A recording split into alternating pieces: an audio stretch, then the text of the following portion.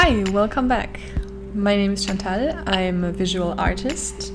I like to create fantastical drawings and paintings. I usually work with pencils on paper and digital in Photoshop. And I like to share my process with you. So before we begin, I just want to mention my Patreon page. I recently started one, and if you are interested in further insights into how I work and other cool rewards that I like to share with the people on there, go and check it out. The link is below the video. For the month of May, all my patrons received watercolor blobs that I created myself. I painted them on paper and scanned them in. And I like to use them in my paintings because they emphasize the traditional feel of my work even a bit more. I start off with a pencil drawing that makes it look traditional right away, but using these watercolor blobs in addition to that even enhances the traditional feel, and I really like that. And so I created this painting basically to show them and show everyone how I use these textures in my painting.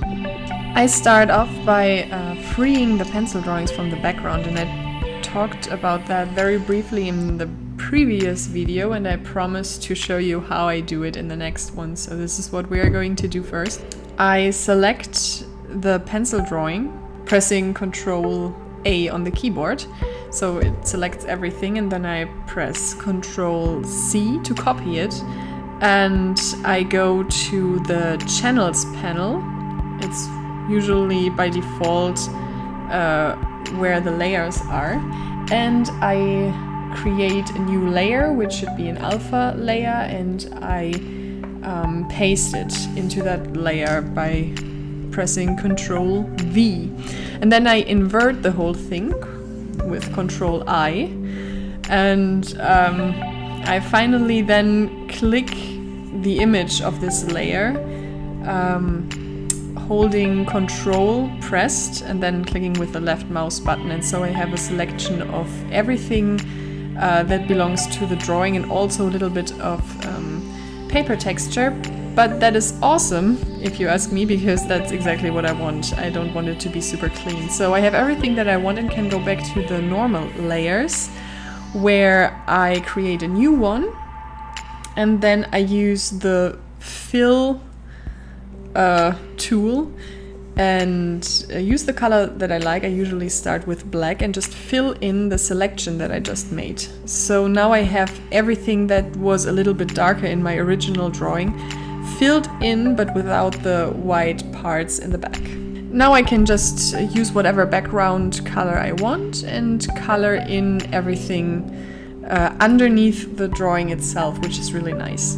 As you can see, I fill in the basic shapes first. I do that actually with every one of my paintings because I don't want to lose the overall shapes that I created in the drawing, because then everything looks messy, in my opinion. At least for my taste. So I try to stick to the main shapes as much as I can.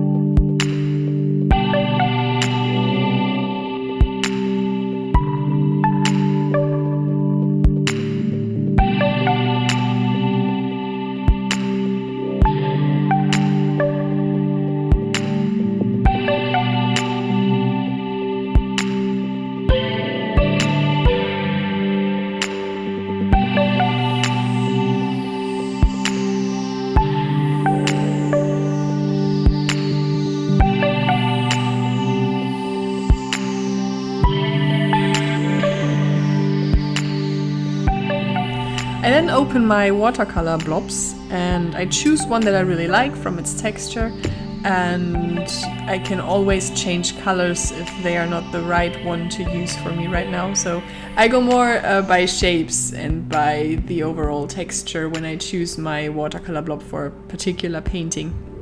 So I open it and then I just drag it into the painting and put it somewhere where I want a little bit more texture. And I can then use blending modes and play with the opacity until I find something that I really like. Lately I really use them, or I try to use them very subtle. There was a time where it really wasn't subtle at all, where I would use these watercolor blobs like they were the main feature of the painting, and I did not hold back at all. But lately I just try to use them to add a little bit more of texture, just to have this sense of traditional textures in there, and not really like, oh, there's a watercolor blob and there's another one. No, it's more like, yeah, you know there's something there and it looks just nice and pleasing. Yeah, in this case I use it a lot in the hair, because I had the idea from the beginning that I don't really want to do very much rendering with her hair. It should mostly be the lines that I created that show how the hair is flowing, basically. And but to not make it look just boring with a few lines in there, I just added this watercolor texture, this painting texture on top of it, just slightly. I think I often tend to use overlay or soft light with it, but anything that looks good. Just go through the blending modes, see what the textures do to your painting underneath, and pick something that you like. And after you picked a blending mode, you can then use a mask to just fill in the actual shape that you want to have textured, and not have the texture everywhere. As I said, there were times.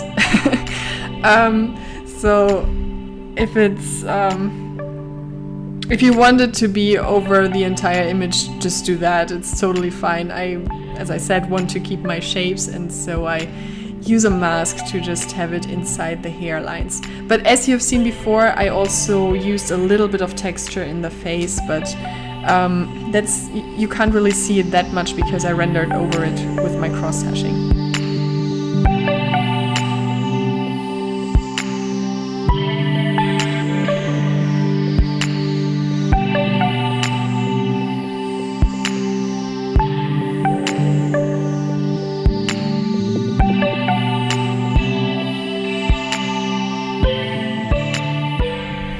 Which is another thing I wanted to talk a little bit about. A lot of people seem to be very interested in cross-hashing, or at least I get a lot of questions about it. It's a technique that I use with pencils, actual pencils on paper, but also I do that in my digital painting. And it's not really something that I thought of would be interesting, and that's why I do it. It just comes naturally for me. When using pencils, I'm not really interested, or I don't really feel the joy when I try to render everything very smooth and use like something to smudge everything. That's not really what I like. Even though a lot of my drawings look very, very smooth, I always, when you look very, very closely, you would see that I always work with lines, but sometimes they get so tight, so close together, that it feels like it's just a very soft shading, but in reality it's still line by line. And I do that with digital painting as well. I tend to make my brush very, very small, and then I just try to have an overview of the area I'm working in, and squint my eyes a little bit. And when I feel like there's a part that's still a little bit too bright, I would pick a color that would make it darker, and then would just cross hash, or not, it doesn't have to be crosses, but just go with lines over there multiple times until I have the shade that I really want. So I don't use a big brush and just put the shade on there, but do it with small lines, and that creates this texture, this cross-hashing texture that's still visible in the end, and I really like that. But it's not really something that I picked because I like to look at it, and so that's why I do it. It's just how I work. If you know my work a little bit, you know that I like to put freckles in every face, on every part of skin that I ever paint. It's just another texture thing, I guess. I just find it visually very appealing. Freckles are amazing. And sometimes I just paint dots, sometimes they're little circles. I do ones that are darker than the environment they are in. Sometimes I do even put another layer of ones that are lighter. I just play with it. It's really a plaything. I just like to put freckles everywhere. Can't help it.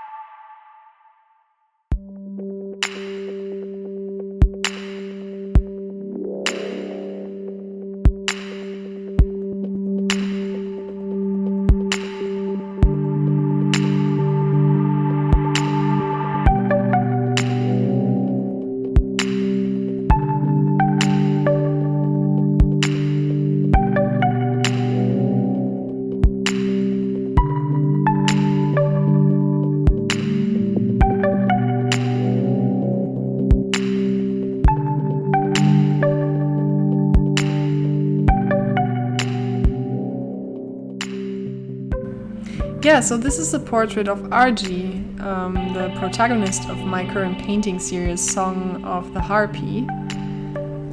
It's a series of several illustrations that are telling a specific story about this character.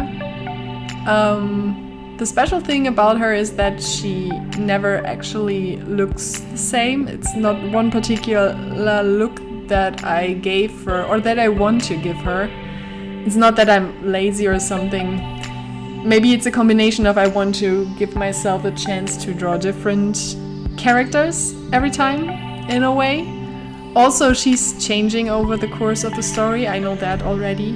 And also I want her to represent not one character or person in particular. So it's more the motivation behind her creation that makes her who she is. And I think even though they're always a bit different up till now, every one of my RGs has been very similar. Different, but still not that different.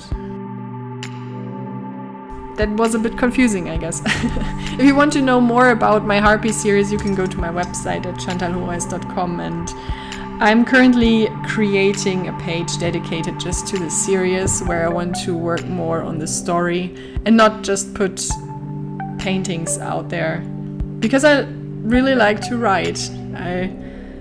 I recently discovered my love for writing, and this is a project that combines both drawing and writing, and I really, really like that.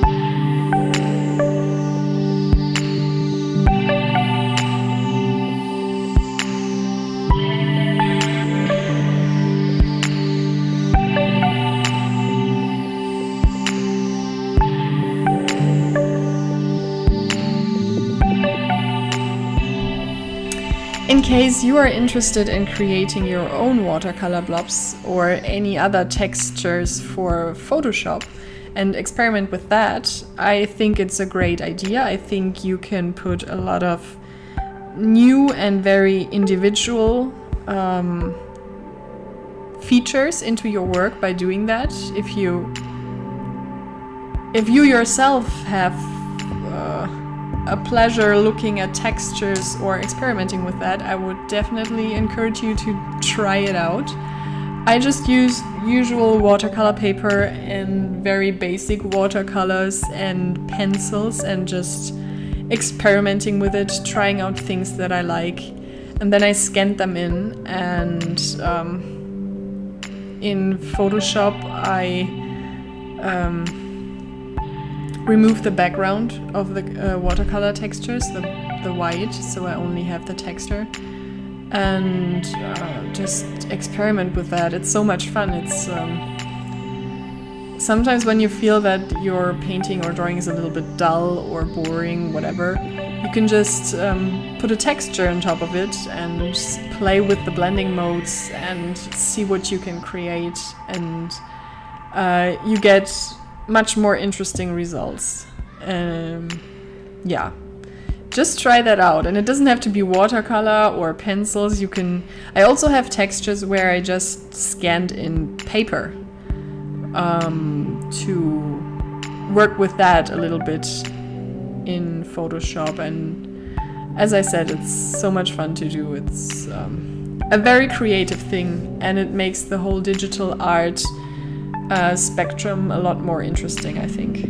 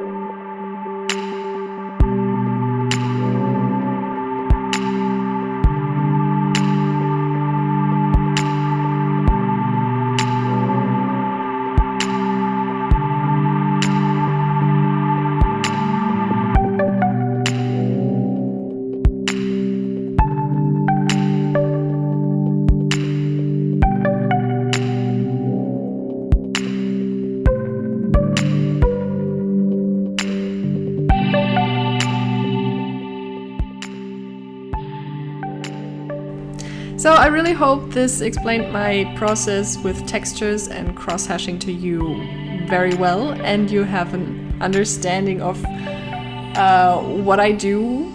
If there's anything that you want me to dive deeper into and explain in a little bit more detail, let me know in the comments below. Any other questions or suggestions are very welcome. I'm very happy that I got so many comments after the first video already, and it's really nice to share these things with you. So thank you very much. Thank you very much for watching.